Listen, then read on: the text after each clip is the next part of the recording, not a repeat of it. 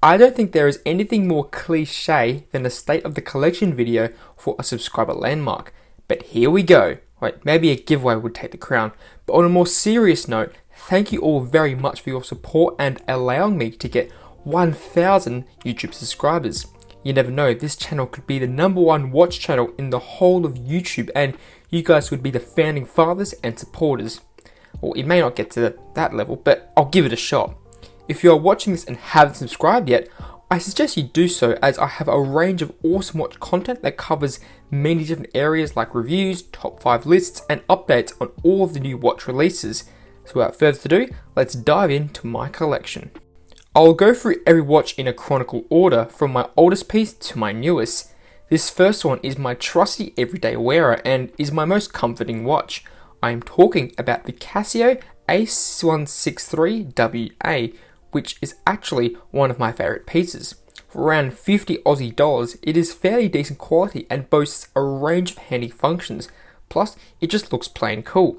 I have the original stainless steel bracelet, which as a matter of fact is currently on another piece, but I decided to put this classy black leather strap on it. It makes the piece look more unique and also very versatile. I got it when I was 15 years old, and after almost 5 years of continuous use, it has held up pretty good. Overall, it's a cool piece, and I think everyone should own at least one of these vintage-esque Casios. The next watch is one that has been featured on the channel quite a lot, and if you're a subscriber, you would recognise this Seiko Urchin Diver. Everyone should also have a Seiko in their collection, and for my 16th birthday, I got gifted this classic Seiko Diver.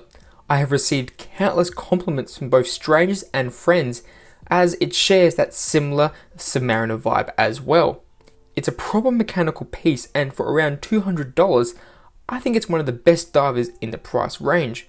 A lot of other divers in this price range cheap out on the bracelet, but the one on here feels pretty nice and is fairly scratch resistant. I believe a collection is not complete without a Seiko, and this piece does the job very well. The third one in my collection is this trusty Timex Fairfield. For a ridiculously cheap $30, this piece was a steal and is a great looking watch for the money. The quality may not be the best, as the gold finish, it's pretty crap, and the leather strap is not great either, but for the price point, you cannot complain. It is a great alternative to most similar looking fashion watches from Daniel Wellington and Movement, which actually cost a lot more, but probably this Timex is better quality than those brands. My favourite part about this watch is the Timex exclusive feature, which is Indiglow. It's pretty useful for more darker moments and is perfect in the club. For $30, I can't really fault the Timex, and it has done me very well. This next piece has been featured on the channel before and is my favourite watch in my collection. I present you my vintage 70s Zenith Sporto. It's a cool and quirky manual wind piece that looks stunning and is actually pretty good value. I got this for about a year ago for $500, and the movement still works reasonably well, so I haven't been scammed yet. It really goes to show that you can get cool luxury vintage pieces for not a lot of money. The 36mm case also fits my wrist perfectly, and if you can tell by the pictures, it has the Casio strap I was talking about earlier.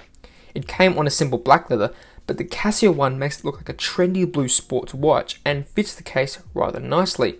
So I recommend you guys out there have a look for some awesome vintage steals like I did with this one.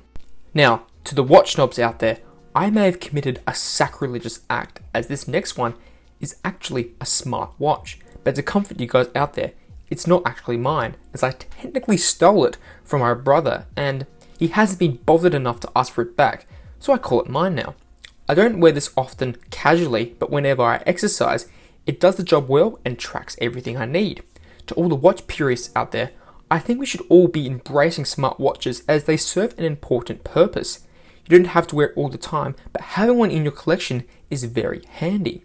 For this piece, we have another Casio, but it isn't exactly a Casio because it's a fake. I have already made a video explaining the situation, but I bought it from eBay, and as soon as I saw it, I knew exactly that it was a fake. The reason why I still have it in my collection is that I occasionally wear it and people still don't know what it is, so there really isn't much of a problem.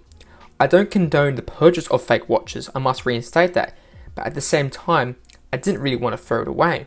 The final watch for my collection is actually my latest acquisition and is this cool Seiko SG15. I mainly bought it for its Cartier vibe and the fact that it looks elegant, but the quality is also decent.